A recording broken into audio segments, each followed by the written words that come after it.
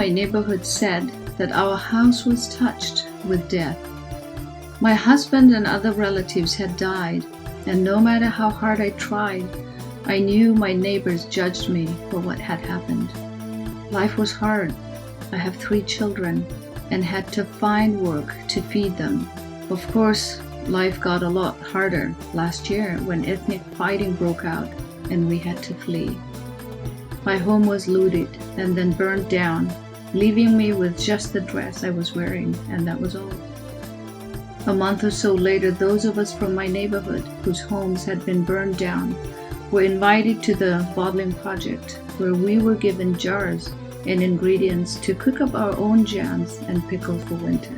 There was a young English man who ran the project, and he prayed for us and asked God to bless us. He read to us from the book of Psalms in my language. The words were so real and powerful and described like a prayer to God, exactly how we were feeling after evil people had stolen from us and destroyed our homes. I kept thinking about those words. When I went back to work, I met other followers of Jesus for the first time. They were a husband and wife. The wife asked me how I was feeling toward God after everything that had happened. I was honest and told her how hard it was and how I couldn't understand why God would let this happen to us. She listened to me, and then she told me about Jesus and how he could meet all my needs. Who is this Jesus? I asked her. I knew that God was one and didn't see how someone else called Jesus could help me. I asked if he would give me a new house and a job and the other things I needed.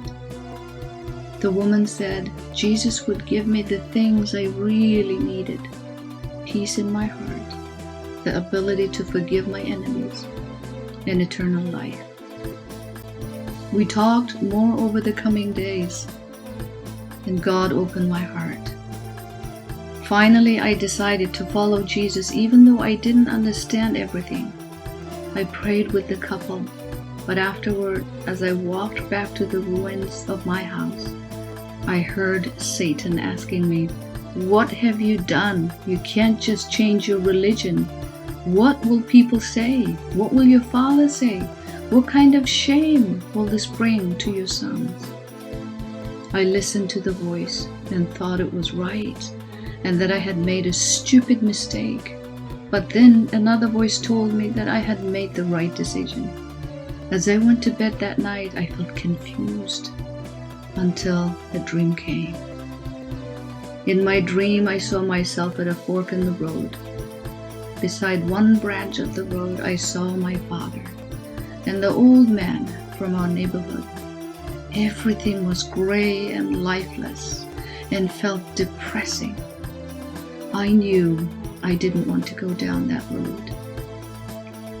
The other fork led into a beautiful green meadow full of trees and flowers, with scents sweeter than any I had ever smelled. There was a thick, luxurious carpet that led into the meadow, and I started to walk along it, and my feet sunk into it. In the meadow, I saw women dancing and singing. They smiled at me and beckoned me to join them. I danced with them, and they led me to a group of women who were gathered together in a room with a wonderful feast. I knew this was the road to life. I woke up and knew I had made the right decision. I began meeting with the couple to read the stories of Jesus. Already, I was experiencing a change in my heart.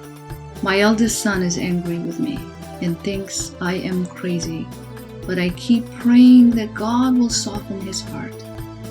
I know that this road to life will not always be easy. Already, some of my neighbors have criticized me.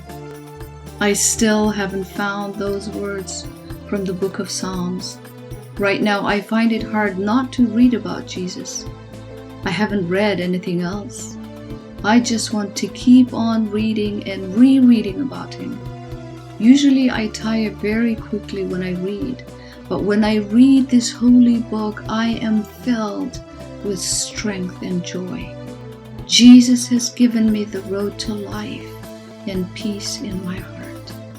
Even though there are times when this road is really difficult, I am so grateful to Him.